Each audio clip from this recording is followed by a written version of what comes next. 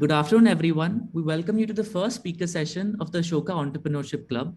We at the E-Club aim to establish the leading entrepreneurship club of the liberal arts and sciences students with the help of speaker sessions, skill building workshops, and a learning community.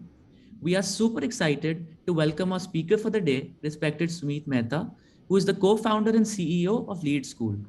First, let's talk a bit about Lead School. Lead is India's largest school EdTech company, powering 2,000 plus schools to deliver international standard education, especially in tier 2 and 3 cities. Sumeet Mehta and Smita Deorah started Lead with one school in 2013 with a vision to provide disruptive school EdTech solutions. And now in 2022, it has become the third startup unicorn with a fresh funding of $100 million. Mr. Mehta has 20 plus years of experience in education leadership and management.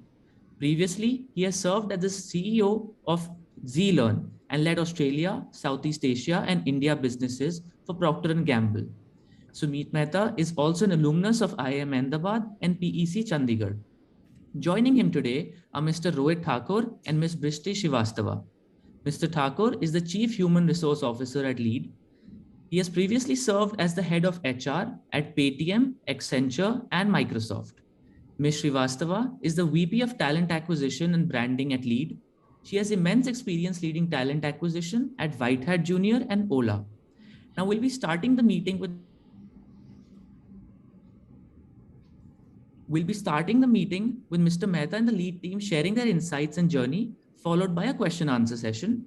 As general housekeeping rules, everyone please stay muted and try to keep your cameras on. You can raise your hand during the Q&A session and you'll be recognized. That being said, I pass on the mic to Mr. Mehta. The stage is all yours. Thanks, Yash. I'm really glad to be here. I think when the first email inviting us to be here came, from the outside, I've had very high regards for what Ashoka University has been building and the kind of students it attracts and the kind of students that graduate from Ashoka. And I've always found that interacting with people who are in the exploratory stage of their life in colleges and universities rejuvenates us. Always allows us to go back with new ideas. So I'm quite excited to be here. What I would do, maybe if it works for you, Yashraj and Jivesh, is that talk a bit about my entrepreneurial journey in building Lead, and maybe I'll spend 5-10 minutes there, and then I think the bulk of the conversation I want to divide into two parts. One is just share how Lead is solving the problem of education inequity in the country. And then the second part would be, answering any questions which me and Brishti together can take.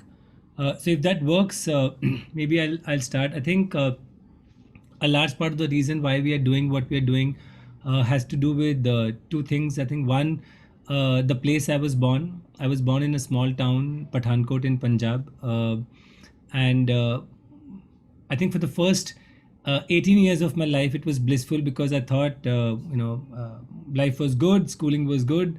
I was topping my school, so felt like nothing could go wrong. And then I came to my engineering college in Chandigarh, and that was my first brush with inadequacy, where I realized that students who had come from a Chandigarh or a Delhi were far more equipped, had far better exposure, could talk far better English, had far more confidence, and they used to mock us, for being kids from small towns. And that was the first time I realized that there was something wrong in my upbringing and being from a small town. Till then, it hadn't hit me. And then I went from PEC to IIM Ahmedabad, and the same cycle repeated because at IIM Ahmedabad, even Chandigarh was a small town. People had come from a Bombay, Delhi, Bangalore. They had gone to all these places for a group discussion preparation or an interview preparation. I had just taken a correspondence course from, they used to be IMS at that time. So I guess I was hit by a really hard sense of unfairness that just because kids are born in small towns, they are disadvantaged. So this inequity of geography hit me hard, and I was a son of two teachers, so also belonged to a, I would say, lower middle class family. So also the inequity of the economic divide even though it wasn't very pronounced for me, we had all the basic comforts. It hit me because there were people who were come from far more affluent backgrounds. And I guess over the next 6 7 years after leaving IMA, when I joined PNG, was my journey of converting this sense of unfairness to a sense of purpose, on feeling bad about the fact that I had a childhood and a education journey which wasn't as good as some of the others, to starting to think about there are millions of people like me, because India lives in its small towns and villages, and there are so many more students like me. Uh, and if they continued, perpetuating what I went through, then India is just going to continue having a larger and larger divide between students who come from underserved, disadvantaged families, whether it is economic inequity or geographical inequity, uh, and and I should do something about it. So that is basically what drove me to return from Singapore back to India. And the path I chose was education, because both my parents were teachers. I think I had heard about teaching, learning at the dinner table right from childhood. I knew what the power of a great teacher was because my dad was one, and the kind of respect he had in the community was just out of this world. Uh, so therefore, I thought about it and I said, uh, India basically needs three big transformations. Transformation in education, in health, and in infrastructure, primarily rural and agricultural infrastructure. But what I was most drawn to was the problem of education, and that's what I chose when I moved back to India. And I came back to India to start a education company of my own. But things have a way of working out differently. I met Subhash Chandra of the Z Group fame, and he invited me to look at what they were doing in education. I had a few ideas which I shared with him. He liked it and he asked me to run that company as the CEO. So for the next 5 years, from 2007 to 12, I was running Zlearn as their CEO. Uh, and then a turning point came in my life when I lost my dad, and that made me get into a reflective mode in terms of what was I doing with my life. And I realized that even though I was working in education, I wasn't really solving the problem that I had come to solve, which was equity, because Z still was serving preschools and K-12 schools to the upper middle and rich strata of the society. So in 2012, I left Z and looked at where did I want to really spend my life, which problem did I want to solve, and it was clear to me that uh, majority of India lives in small towns. Majority of India goes to affordable private schools, and that's where the point of need is. And that need is unmet because all the data was showing that the learning outcomes in these affordable private schools was really poor. So if I could solve that, then that will be something that will be worth something. I could look back 10 years down the line and say that I had done something meaningful. So that is what got me to start our own first school in a small village in Gujarat. And we ran that school. And I think in running that school, I realized what the real problems were. Because from outside, reading books and visiting schools, I had a certain perception. But there's nothing like, rolling up the sleeves and getting your hands dirty. And when I was running that school, I realized how bad the situation was and how unique the context of these children were, who were coming from families who were vernacular educated or sometimes semi literate, who didn't have English in their home or community, but they had aspiration for an English medium school. They were going to a school where teacher skill was poor, teacher resources were poor, uh, systems were poor. So therefore, there were so many disadvantages stacked up that there was no hope in hell that one single solution like a textbook or a publisher or something will solve it. And it's that realization which got us to really reinvent everything, right from what has to be taught, how it has to be taught, how teachers have to be trained, how school has to be run, how parents have to be managed. And in doing that over 5 years in our school, and then we opened five more schools, we built a system which we felt that now instead of opening more schools, uh, which is basically adding capacity to a system which is already inefficient, if we can take this system and improve the existing capacity, the existing 5 lakh private schools, then we can actually bring excellent education to a lot more students. And in 2017 we started that. We started with this thesis that if we offer the system that we have built to other schools, maybe we will be able to make impact at far better velocity and at far bigger scale. So with that thesis, we raised our first small round, and we were surprised by the speed of adoption we got. And then we quickly raised our second round.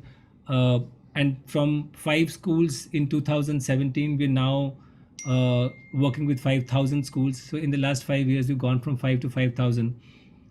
It sounds poetic, but the story writes itself. It wasn't designed to happen this way, but it's fulfilling that it's happened this way. Uh, but even though 5 to 5,000 looks like a big journey, India has 5 lakh private schools, so we're still at 1%, and therefore there's a lot more to be done. Uh, and one of the big realizations I've learned as an entrepreneur is that while I began with this drive to solve this problem, I very quickly realized that my job is to attract enough smart people to come and solve this problem, because it is such a deep and big problem that one person or two people or three people can't.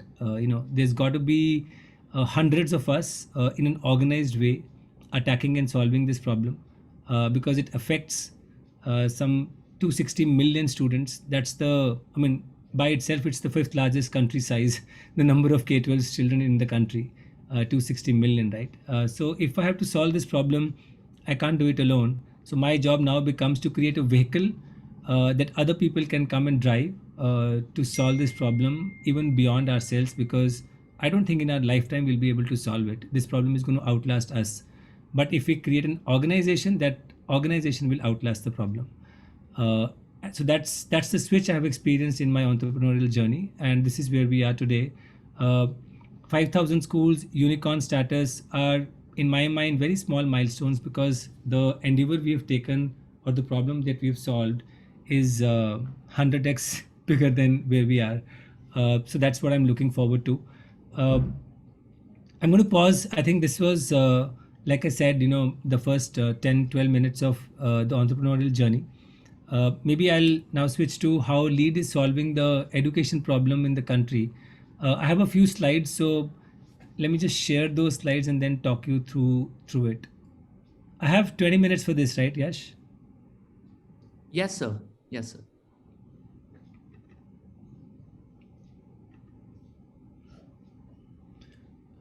Uh, can you see the screen? Give me a thumbs up if you can. Yes. Okay, great.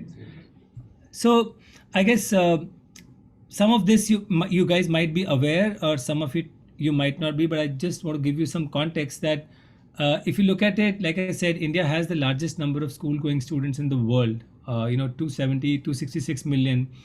Like I said, by itself, it will be the fifth largest country. And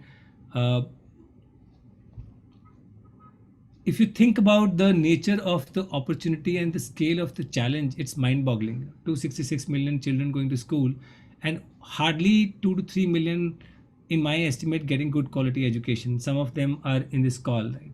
We are the privileged ones, who've gotten good education and come to good universities and good colleges. But there are many more who don't have this privilege. Uh, but the thing to understand is that even though 266 million is a big number, it is not a homogeneous group. India is not one country for its students, and that's a really important thing to understand. That it is three countries. There is the country of the affluent and the elite, which is I would call India one. Then there is the big middle, which is people in the lower middle income group, which I would call the aspirers and seekers, India two. And then there are again a large bottom of the pyramid, who have challenges of a daily wage or a daily meal, and those are the strugglers, right? So if you look at India as one country, I would look at India as three countries. India one is of the affluent, India two is of the aspirers and seekers, and India three is of the strugglers. Um, and the way they the way they have the opportunity of education is different. And it's important to understand that context, that strugglers pretty much have the opportunity of government schools, free government schools. Affluent and elite have the opportunity of high fee schools, the DPSs, the Ryans, the international schools. Some of you might have gone to those schools. Uh, But the large part of India in the middle, the aspirers and seekers go to affordable private schools or low fee schools. These are schools whose fee range would be from 500 rupees a month to 3000 rupees a month, depending on the city you are in, or maybe 4000. Uh, and this is the middle India, the India 2, which we focus on. And the reason it is important to understand their context is, while at the top they have a strong home environment, they have good teacher skill, and they have well resourced schools. uh, and at the bottom in the government schools, it's really poor home environment, poorly used resources. The teacher skill might be good, but the will is not there, because they are no enough. They don't have enough strong accountability structures. In the middle is the zone of opportunity for me. The reason I say there is a zone of opportunity is that there is desire for the parent to pay for it. There is desire for the teacher also want to do it. So there is, the will is high of the teacher. The challenges of a skill, and in my view, skill is much easier to solve. Will is much tougher to solve. Right? If you come in as students, if you are willing to learn, your profs can do a great job. But if all you want to do is, hang around, in our colleges it was the parking lot. I don't know what is in Ashoka University. Then the profs really can't do much. So skill is easier to solve, but will isn't. And the good thing is, in affordable and low fee schools, the will is high, but the skill is poor, and the resources are poor. So that's the problem that we have chosen to pick up and solve first, because there's a good intersection of uh, need and solvability. Uh, in government schools, there is need, but solvability is not that high. In high fee schools, the need doesn't exist. Right? I hope this point is clear. Now, the challenge is that in affordable private schools, the learning outcomes are only as good or only marginally better than government schools. So even though parents are paying, they're not getting the learning outcomes because of the challenges I mentioned of poor teacher skill and poor teacher resources. And the challenge in India is that a lot of the money and the effort is flowing into solutions for the rich and solutions that circumvent school. So you look at all the unicorns before lead, they were either serving people, they were mostly serving affluent and elite outside the school. And I'm sure you can recognize these logos. I've consciously avoided words. One word I couldn't avoid is in the top right quadrant. And even inside schools, a lot of the solutions were targeted towards high fee schools. So we had a unique problem where a lot of money is chasing either the high fee schools or is chasing the affluent, but the large majority of the underserved are, or the underprivileged are underserved. And that is why we thought that if India has to move forward, if we don't solve the needs of the aspirers and seekers, and if we don't solve it in the school where the child spends 6 hours, we are not going to be able to bring a sustainable transformation in education. To begin with, I wasn't really driven by valuation and stuff. We were just saying, okay, let's set up a school, figure out what works, and try to solve this problem. And then things kind of assumed a velocity and momentum of its own. The second challenge in India is that if you look at popular media, you will see that a lot of the conversation is in around adoption, engagement, paid users, time spent, and these, to my mind, are all input metrics. They are important but not sufficient, and there isn't enough conversation on what is happening to outcomes. Like, are children really learning? And I think the reason it is important is education as an industry is different from a lot of industry, because I believe in education, Saraswati comes before Lakshmi.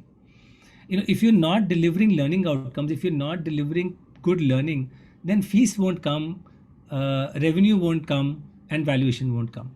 But if you start chasing fees, revenue, and valuation without Saraswati, then any success that you get is going to be short-lived.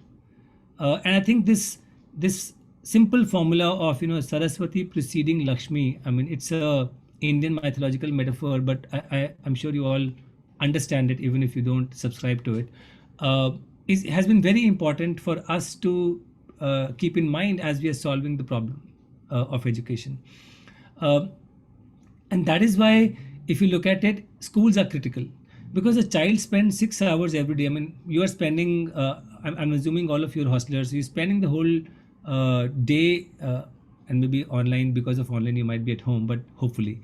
Uh, being being in a school or a college or a university allows a very deep intervention, and it allows intervention for the whole child. Online tuitions or supplementary education or test prep, to my mind, is band-aid, because it basically takes people who are good and make them pass a really tough exam to make them great.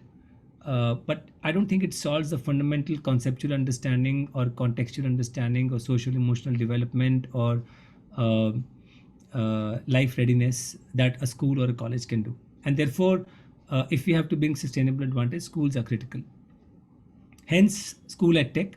Uh, and we've been driving and evangelizing this category of school edtech because a lot of edtech in India is just consumer edtech, which does supplementary, which does tuitions, which does test prep, and I feel that school edtech is where the core problem of education will get solved.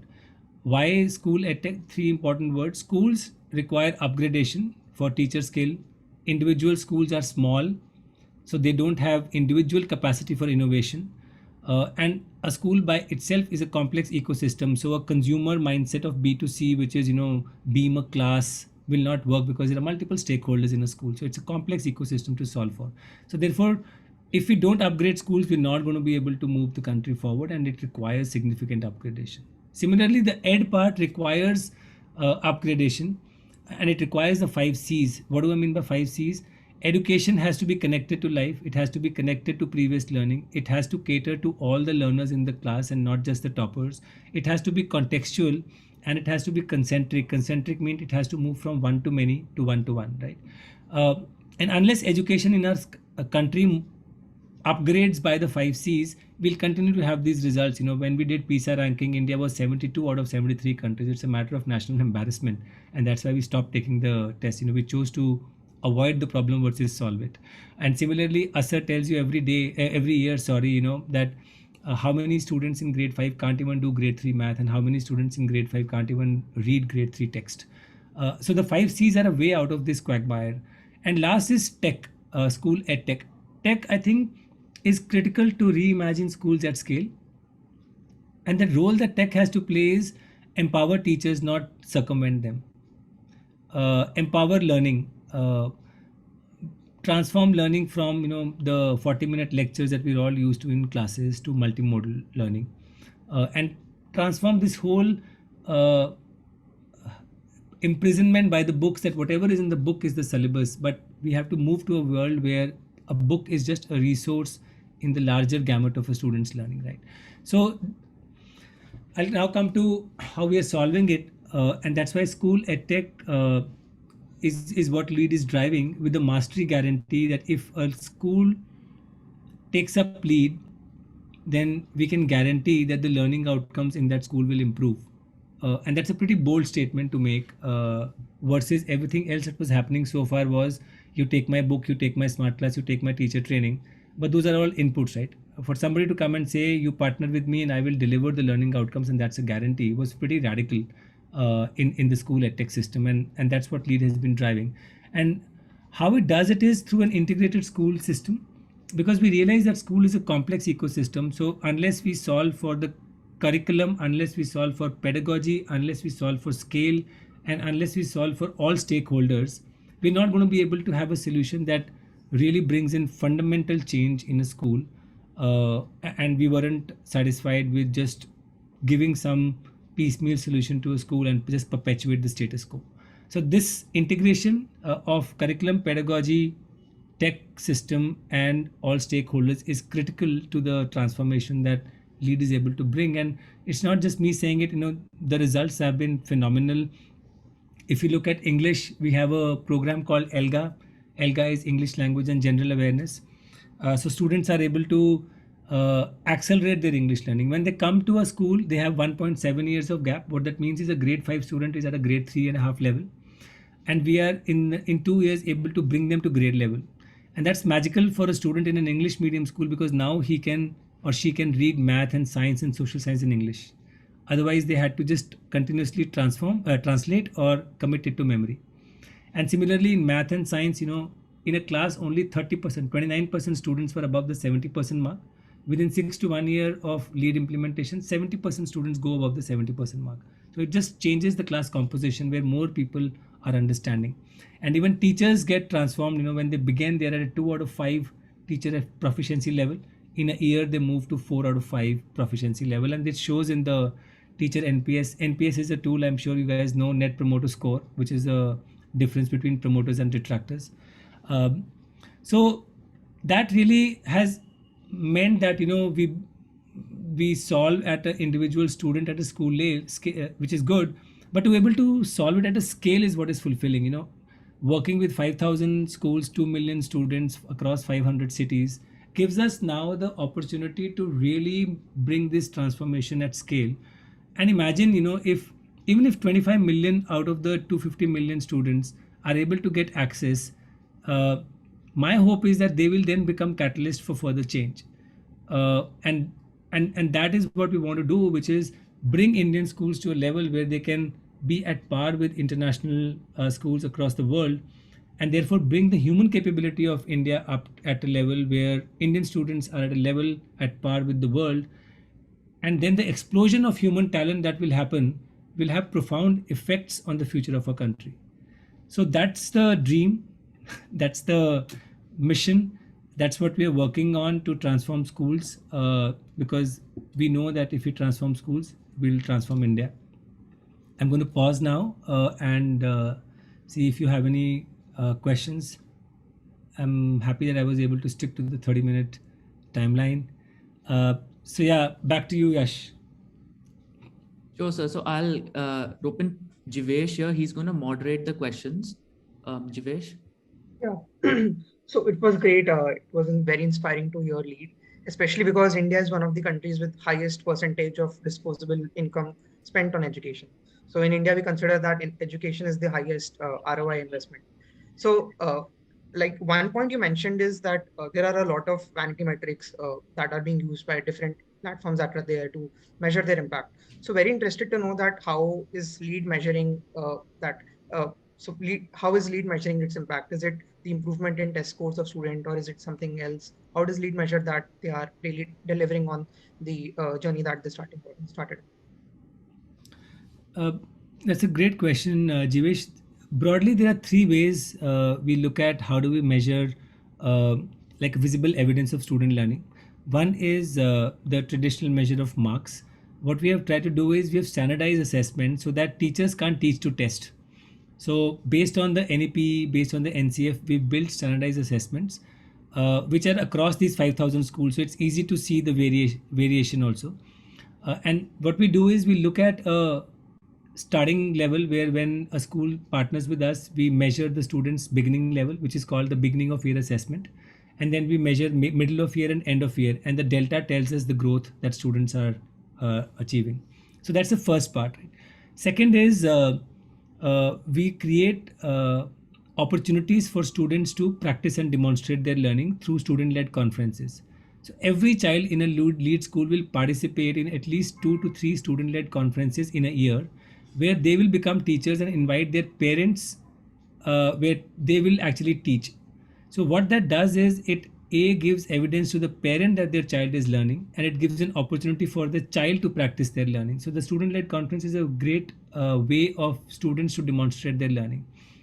And the third way is through the curriculum we have embedded activities and projects where the children have to apply their learning. So for example, if they are doing the energy unit, they've got to look at what is the energy reading of electricity usage in their home, make a plan to reduce it, and then next month measure whether it reduced or not.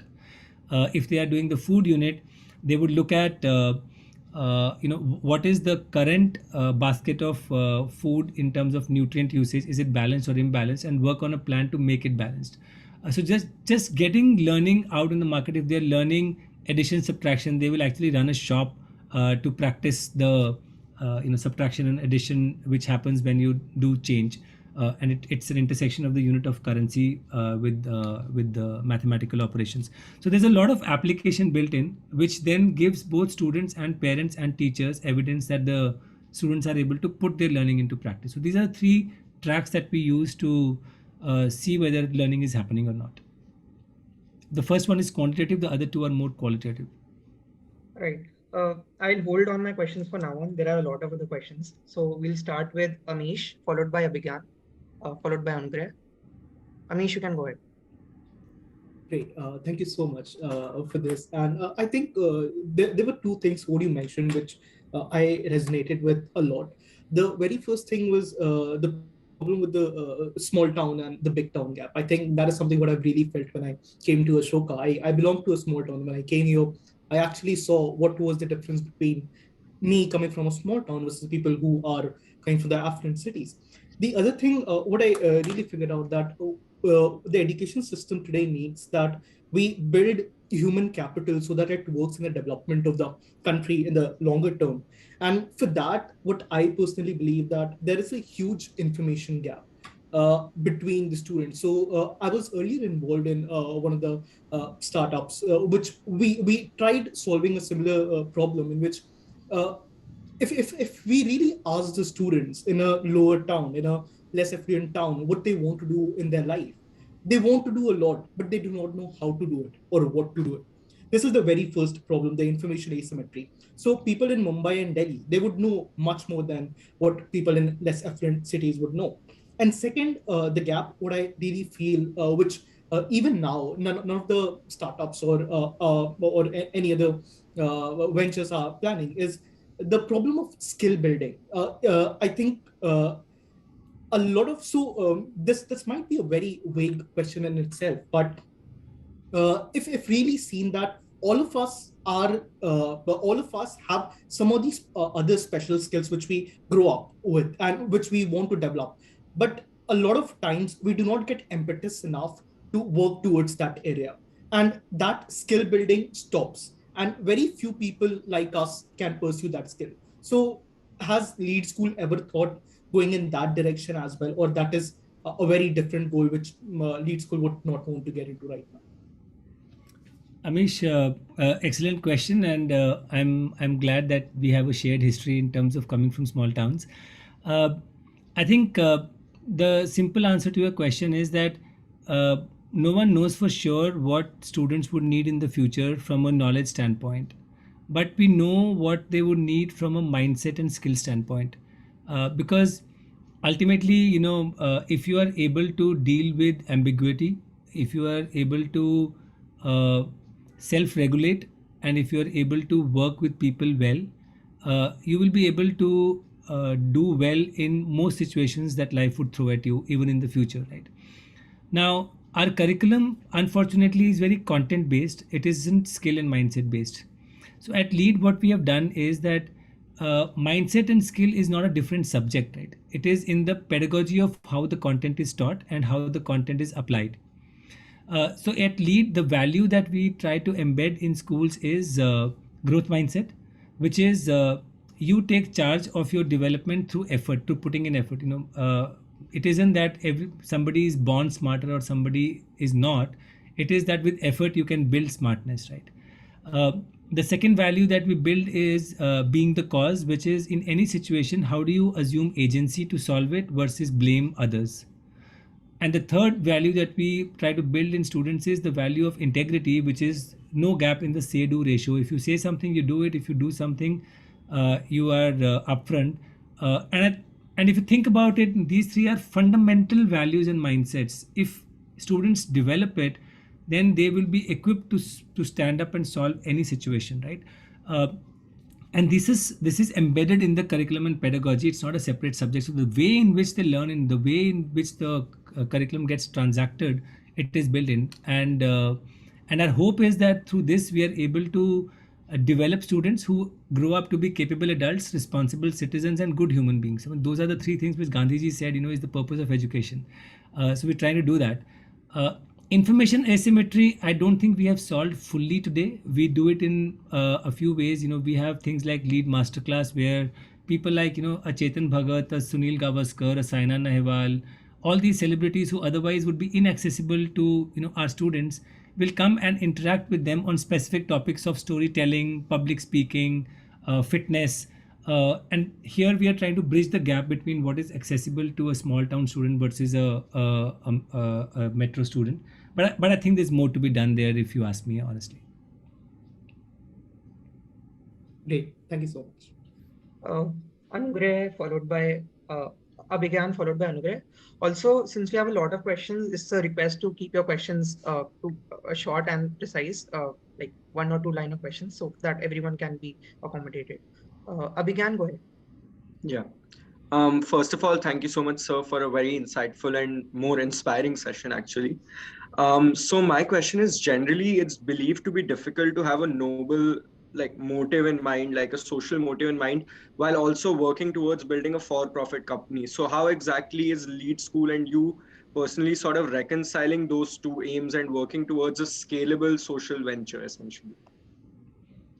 Abhigyan, I think my big learning has been that the only way to make impact at scale is to make it market based. And I'll tell you why. I think non-profits, and I know that Ashoka also is a non-profit, and there are a lot of non-profits backing it. Non-profits have the fundamental issue of misaligned incentives, because the person who is getting benefited is not necessarily the person paying for it, right? So then the non-profit has the challenge of getting swayed by the person paying it, the donor. But the donor is not consuming the product. And that is where the genesis of misaligned incentives is. So if you want to build a sustainable enterprise at scale, the only way is to make it market based. So therefore the problem to solve is, how can you identify a real deep need? How can you identify what is the price that the consumer is willing to pay for meeting that need? And can you do that in a financially prudent manner? If that equation is solved, then there is no dichotomy between impact and profit. The dichotomy happens if you go for profit without solving a need, which in the long term doesn't work, right? If McDonald's is not serving good burgers, nobody's going to go there. Uh, so I think it's a false choice of social impact and profit. The only way to drive social impact at scale is through profit.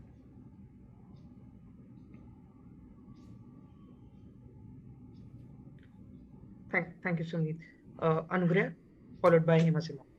Yeah, hello, sir. I just had a question that Lead School, through a report that we read, uh, Lead School has spent 3.27 rupees for earning rupee 1 in fiscal year 21. It seems to be quite a great expense, because there's a long way to expand like 100x, as you mentioned, like to 5 lakh schools.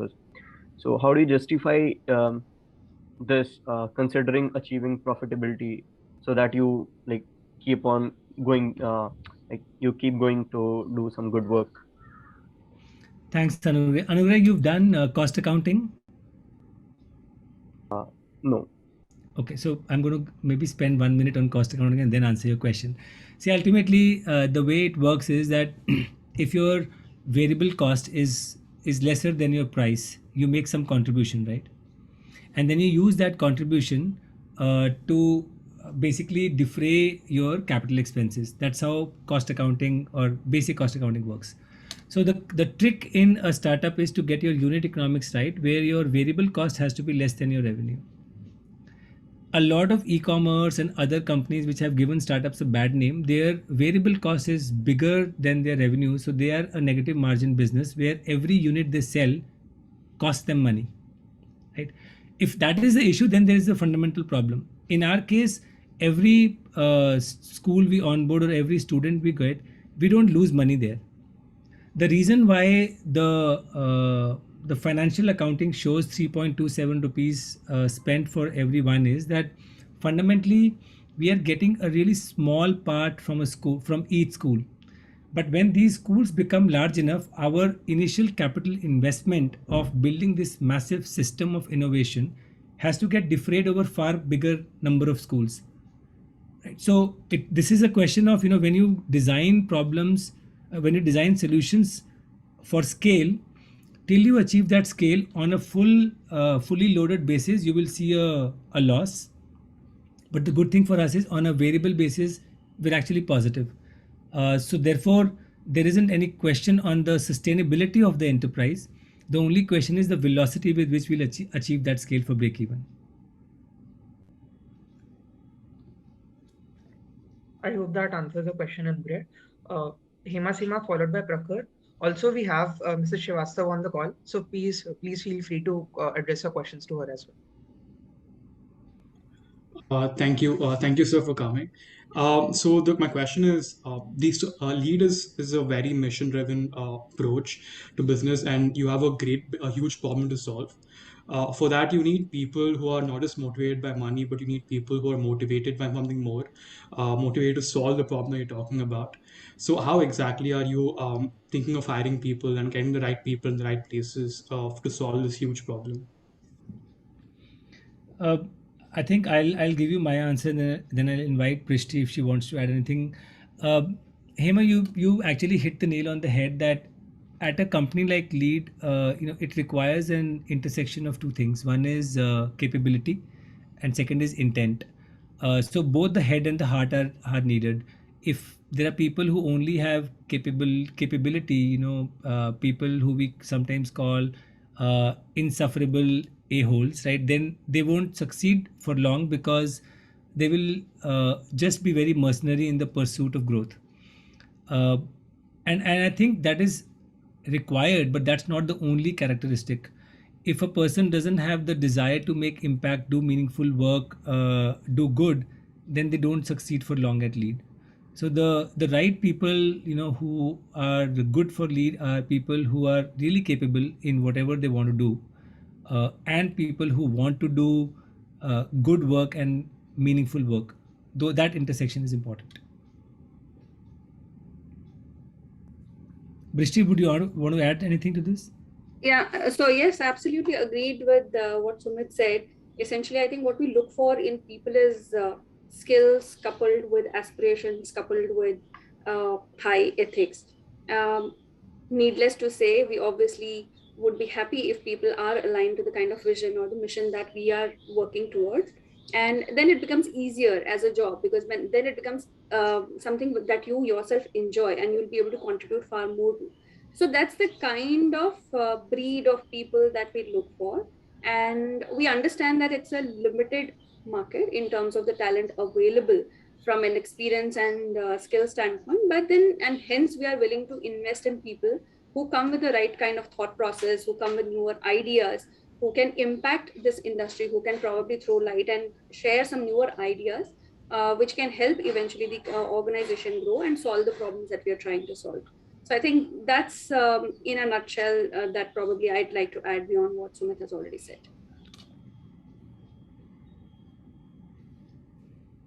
Thanks, ma'am. I hope, Hemasima, that answers the question. Prakhar, followed by Hiba. Please. Thank you so much, Professor, for your enlightening session. Your journey with just 14 students to now impacting such millions of lives is really inspiring. So I wanted to ask about the future of Lead. So we saw that between when Harvard Business Review came, so it used augmented reality to visualize what the processes. So do you think that augmented reality could be a futuristic part of Lead School? Because through the EGLA approach, we have solved the problem of the medium of language. Now the problem of visualizing the content, the diagrams, the processes. So do you think that augmented reality could be a problem-solving solution for Lead in future, or will it be very capital intensive and problematic? I think, Prakhar, the good thing about technology is that with scale it becomes cheaper, right? So few years back, AR VR was very expensive because it wasn't the technology; it was the hardware that used to make it expensive. But now that's going down. I clearly see a role for AR VR. I mean, we're already using a lot of AI ML in building solutions. So that is the future. The only caveat I would have is that all of this has to be in the service of empowering the teacher. It cannot be to circumvent the teacher. And the only reason I'm saying is not because I have a moral affinity towards teachers. I do it because all child development science tells us that till the age of 12 or 14, learning has to be mediated, because self-direction capability is not developed. In college, you can go to self-learning, but in schools, K-12, we still need to have mediated learning, and that's why the role of technology is to empower teachers so that they can do the job well.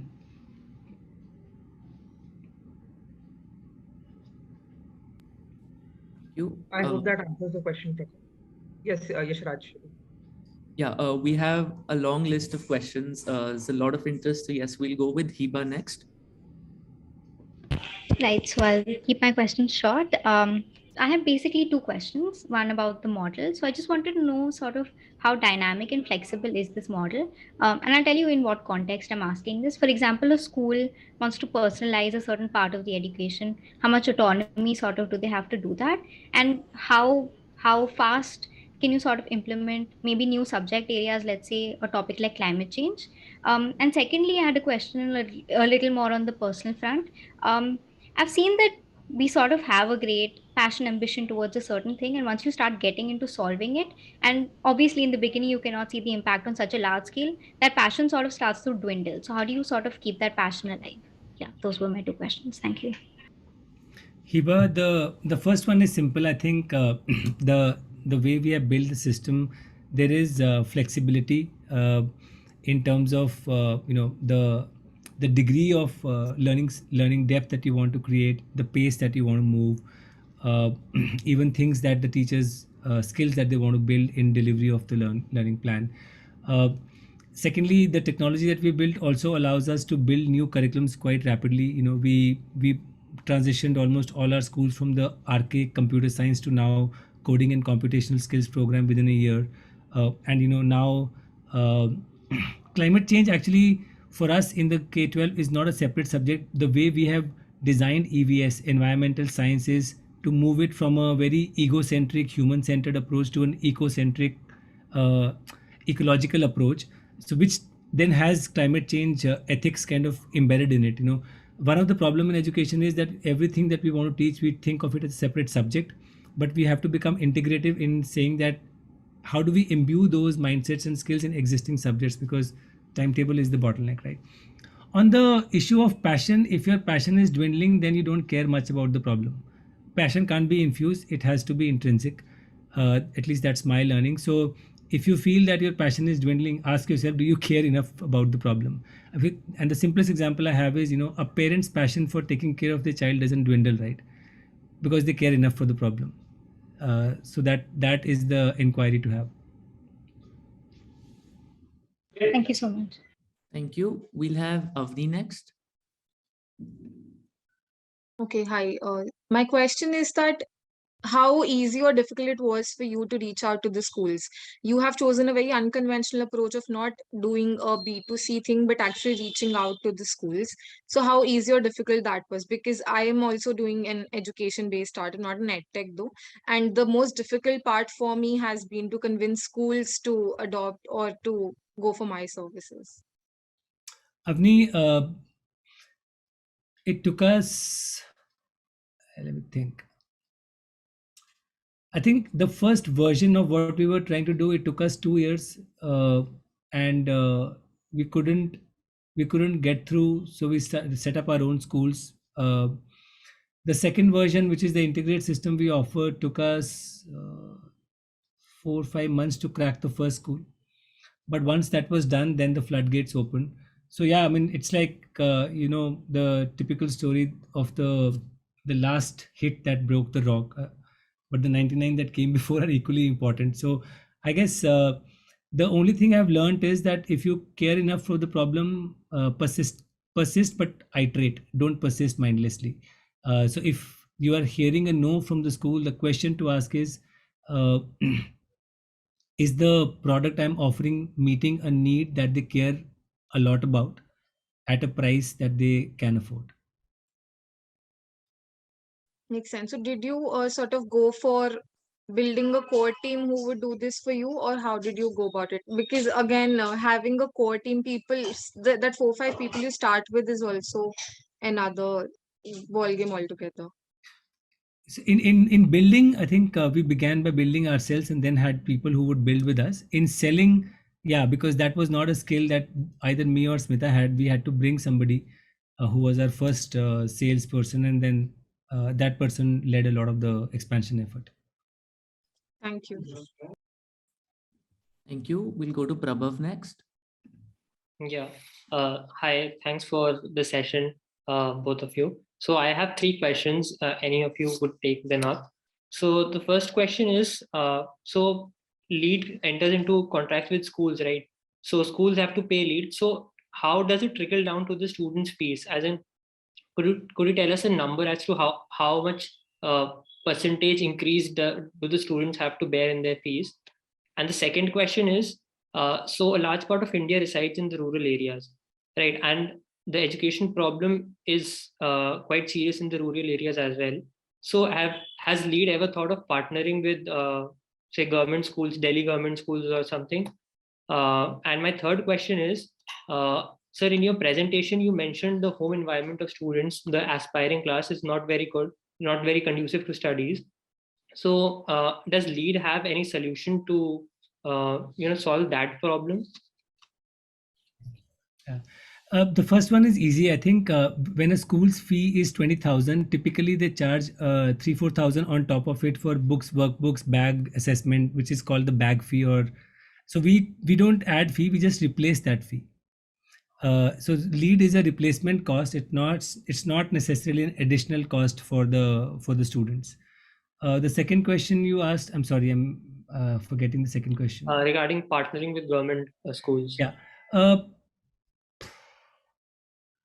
I guess partnering with government school has more to do with the readiness of the government system to absorb innovation. I don't think there are. I think there are structural issues there which need to get solved. So therefore, unless those are solved, anybody coming from the outside and trying to implement will get rejected as an external organ. And your third question was what? Third question was regarding the home environment. Home environment. Here, I think we need to recognize that sometimes the nature of solutions are not at the same level as the nature of the problem. So if the problem is home environment, you don't have to solve for the home environment. You have to take it into account while designing the in-school solution. Okay. Thank you, Prabhav. We'll keep it to one question only from now on, please. Siddharth, you can go. Hi, sir. It was a very inspiring session. I had read an article about Lead School previously, which mentioned that the main source of the revenue primarily came from visual aids. So I was a little confused about how exactly is Lead generating revenue, and if you could elaborate on that, that would be pretty great. I think sometimes media misrepresents what we do because of their own lack of comprehension. The simple answer is that we implement an integrated system in the school. An integrated system has books, workbooks for the student, a teacher app for the teacher which has all the resources teacher needs, a student app for the student, a school owner app for the owner, a parent app for the parent, and then a school operating system. So all of this put together, and also smart class hardware, which is a smart TV and tablet. All of that put together is an integrated system, and then we convert this into a per student cost, which replaces their existing bag fee. But sometimes it is a lot for journalists to take in, so they just use a shorthand of visual aid or something of that stuff. And it's too much work to go back and correct that. So we just focus on keep doing our work. Thank you. We'll go to Shubham next. Thank you so much for the talk. It was really inspiring, and I really appreciate the kind of impact you are creating. I had a question for Brishti ma'am. So in a class with Professor Pramod Bhashin, we were discussing what was his hit rate, like the kind of people he was hiring, and he was successful in hiring them. I mean, those people who turn out to be great asset for the organization. And he said his hit rate was around 60%. So I'm curious to know what's the hit rate in the lead school, and also what are some 2-3 critical things which you look into candidates while hiring them, and not those typical thing. I mean, something out of the box things which you are looking ahead, maybe passion or desire to create impact, or as sometimes Kunal Shah says, if a candidate has been a founder prior to that, then it really adds on to that. So yeah. Thank you for the question.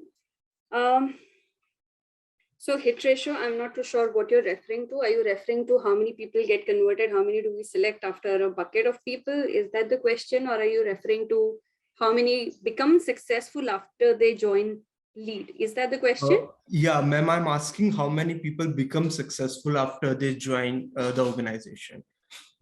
Right. So I think that's a very complex question, obviously, because what happens is every organization will have its own kind of a growth stage and also its own set of complexities. And the people that we hire, obviously, it's a new industry, something which has traditionally been there for a very long time, but school edtech is absolutely new. So this is a place where we don't really have ready-made talent. So there is a lot of experimentation which happens both ways. From the organization end as well as from the candidates or the people who work with us as well. So I can't quite give a concrete answer to it, but how I'd probably like to answer is that I think at lead what we believe is that essentially when we hire someone, how is it that we can provide all possible set of resources to the employee so that they become successful. And we want to invest and allow a certain period of time so that one, they are able to understand what we are trying to solve, how we are trying to solve, and how they can contribute. And in that journey, what are the resources that they need and how we can support them. So I think that's how we look at it. And again, I can't quite pinpoint at the time frame, but yes, we are pretty flexible and very supportive of our people. That's part one of it. The part two of it, how do we go about and what is it that we look for in people? I think this is something which we mentioned earlier also. I think what we look for in people is, of course, there is some bit of skill which is desired, but that's not the only focus area. For a lot of places, we understand, given again, it's a relatively new place to be in. Hence, sometimes we might also not so much focus on the skill part of it, but it's essentially the person itself. Where are they coming from in terms of their ethics and aspirations? I think those are the kind of softer aspects that we look for in people. People who really want to make a difference, and the learning aptitude part of it. How quickly would they want to learn so that they can start further contributing to the common goal and the vision? I hope I've answered that. Yeah, ma'am. Thank you so much. Shubham, I would just like to add one or two things to what Brishti said, and not necessarily add to make it a long list. I think the way we think about it is that we are not very caught up in percentages and GPAs. I think the way we think about it is that we choose campuses which have a shared philosophy. So Ashoka is one. There are a few other campuses where we know that the kind of students who come into that place and the kind of experiences they get in that journey are aligned to what would make people successful in a company like Lead. So that's one, definitely. And once we choose a campus, then within that we're not looking at toppers and that, because that's not the the cutoff. The other thing we definitely look for is people who have the capacity to persist and put in the effort required if the work has meaning. And there are two kinds of people. One who want success to come to them because they feel entitled. Okay, just because I've graduated from a great college and stuff, I should get, I deserve this. And there are other people who want to go and make success happen, and we definitely have a very strong preference for the latter. I think these two things are the defining factors for people to either come into Lead or succeed at it. Everything else we are willing to coach, train, and empower. Thank you, sir. Seeing that we're nearing the end time for this meeting, I want to take your permission if we can have one more question, if that's fine. Yeah, I can take one more. As the last question. Sure. Thank you, sir. We'll go ahead with Tejaswini. All right. Thank you so much, sir. My question was basically something that I'm very passionate about. I'm generally passionate about education. I've tried to come up with a curriculum intervention program myself. So your company's rationale immediately resonated with me.